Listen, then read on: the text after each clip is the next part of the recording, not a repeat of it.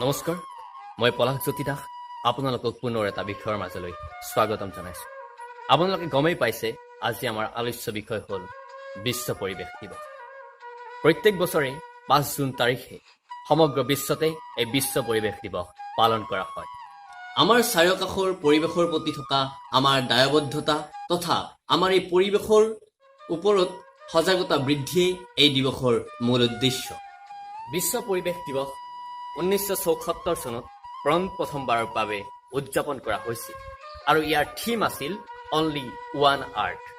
এনেদৰে প্ৰত্যেক বছৰে একোটা নতুন নতুন থিম লৈ এই বিশ্ব পৰিৱেশ দিৱস ৫ জুন তাৰিখে পালন কৰি অহা হৈছে আৰু কোনো এখন দেশক ইয়াৰ হোষ্ট কাণ্ট্ৰি ৰূপে নিযুক্তি দিয়া হয়। অইনবাৰৰ দৰে এইবাৰো এটা থিম লৈ এই বিশ্ব পৰিৱেশ দিৱস পালন কৰা হ'ব আৰু এইবাৰৰ থিমটো হ'ল বায়'ডাইভাৰ্চিটি। কলম্বিয়া আৰু জাৰ্মানী হৈছে এইবাৰৰ বিশ্ব পৰিৱেশ দিৱসৰ হোষ্ট কাণ্ট্ৰি। সাধাৰণতে পৰিস্থিতি তন্ত্ৰ এটাত বসবাস কৰা জীৱসমূহৰ মুঠ প্ৰজাতি সংখ্যাই হৈছে তন্ত্ৰটোৰ জৈৱ বৈচিত্ৰতা আৰু এই জৈৱ বৈচিত্ৰতা আমাৰ পৃথিৱীৰ কাৰণে অতিকৈ প্ৰয়োজন।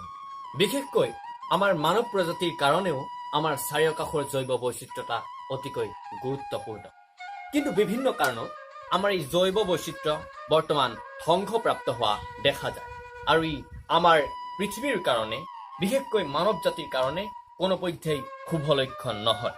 আমি জানো পৃথিৱীত বিভিন্ন সময়ত বিভিন্ন কাৰণত বিভিন্ন জীৱৰ প্ৰজাতি বিলুপ্ত হৈ গৈছে। ঠিক তেনেদৰে এনেদৰে যদি আমাৰ জৈৱ বৈচিত্ৰতা ধ্বংস হৈ গৈ থাকে তথা আমাৰ পৰিৱেশ বিনষ্ট হৈ গৈ থাকে তেতিয়াহ'লে আমাৰ মানৱ প্ৰজাতিৰ বিলুপ্তিৰ সময়ো এদিন আহি পৰিব। বিজ্ঞান প্ৰযুক্তিৰ যিমানেই উন্নতি নহওক কিয় মানুহে কিন্তু প্ৰকৃতিৰ শক্তিক কেতিয়াও অৱহেলা কৰিব নোৱাৰে।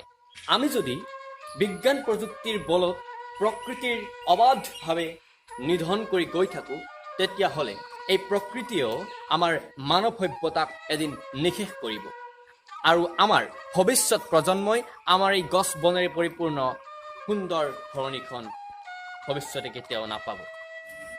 সেয়েহে আমি এই প্ৰকৃতিক সংৰক্ষণ কৰাটো প্ৰয়োজন আৰু এই প্ৰকৃতি সংৰক্ষণৰ কাৰণে বিভিন্ন সজাগতামূলক আঁচনি হাতত লোৱাও প্ৰয়োজন।